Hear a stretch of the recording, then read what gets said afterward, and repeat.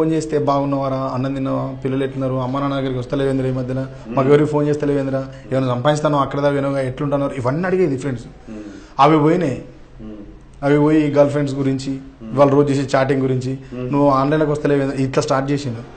అంటే నాకు ఒకరోజు చాలా బాధ అనిపించింది. చాలా బాధ అనిపించి అసలు ఎటు పోతుంది మానవ సమాజం. ఇట్లా జరిగిన కొన్ని సంఘటనలు చూసి బాధ అనిపించి రాసిన. కలల ప్రపంచం, కల్లోల ప్రపంచం, కౌగిట పడి నలుగుతోంది నేటి ప్రపంచం.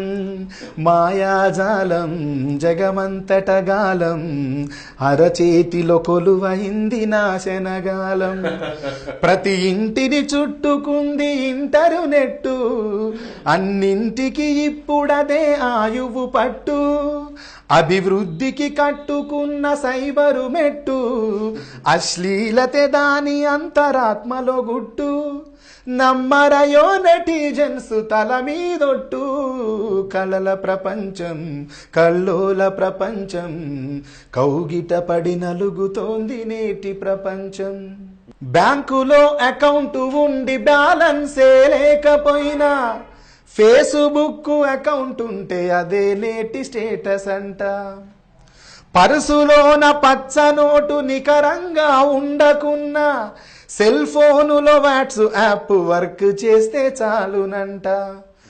తెల్లవారేదాకా క్షణం నా పరు చాటింగ్, ఎవరినెవరు చేస్తుంటారో తెలియదు చీటింగ్. కలల ప్రపంచం, కల్లోల ప్రపంచం, కౌగిట పడి నలుగుతోంది నేటి ప్రపంచం. ఇంతవరకు ఇది ఒక లాజిక్ అయితే, వీడు సెల్ ఫోన్లో బ్యాలెన్స్ ఉన్నాడు, ఇట్లా చేసుకుంటూ పోతాడు. ఇంటర్నెట్ ఉన్నాడు, మొబైల్ డేటా బ్యాలెన్స్ ఉన్నవాడు. ఈ లేనోళ్ళది ఇంకో రకం ఉంటుంది దీంట్లో. పక్క ఇంట్లో వైఫై ఉండి పాస్వర్డ్ తెలుసుకుంటే, పైసా ఖర్చు లేకుండా ప్రపంచాన్ని గెలకవచ్చు. సౌకర్యాలన్నీ ఉన్న ల్యాప్టాప్ ముందరుంటే, స్కైపులోనే కైపెక్కే సరదాలని పొందవచ్చు. అంతర్గత విషయాలను బయట పెట్టుతూ అంతరించిపోతున్నాడు మనిషి మట్టుకు. కలల ప్రపంచం, కల్లోల ప్రపంచం, కౌగిట పడి నలుగుతోంది నేటి ప్రపంచం. మొత్తం వినిపించేశారు మొత్తం ఫ్రెండ్ సర్కిల్ అందరికి పాట. రికార్డ్ చేయాలి, చేస్తా. ఇంకా పూర్తి రాయాలి, ఒక 4-5 చరణాలు రాసాను, రాయాలి. వండర్ఫుల్. టెక్నాలజీ కూడా బేస్ చేసుకుని రాసిన పాట కూడా ఇదేనా, రెండు మిక్స్ చేసి వచ్చిందేనా? వావ్, వదిలిపెట్టలేదు మీరు టెక్నాలజీని కూడా. మీ స్టైల్లో మీరు చొరకలు పెట్టేశారు.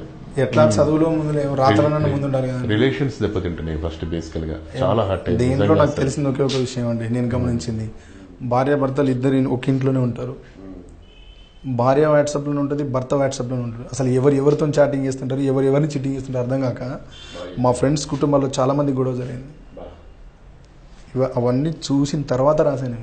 మా ఊర్లో జరిగిన సంఘటనలు, మా ఫ్రెండ్స్తో చెదురుముదురు వచ్చిన సంఘటనలు అయితే, ఇది ప్రధానంగా చదువుకున్న స్త్రీలు, చదువుకున్న అమ్మాయిలు ఎక్కువ ఎదుర్కొంటున్న సమస్య. చదువుకున్న జంటలు కొత్త పెళ్లి చేసుకొని, కొంచెం పెళ్లి కొంత సర్టెన్ ఏజ్ వచ్చిన వాళ్ళు, ఇవి ఇంటర్నెట్కి అలవాటు పడ్డ వాళ్ళు, నేను చాలామంది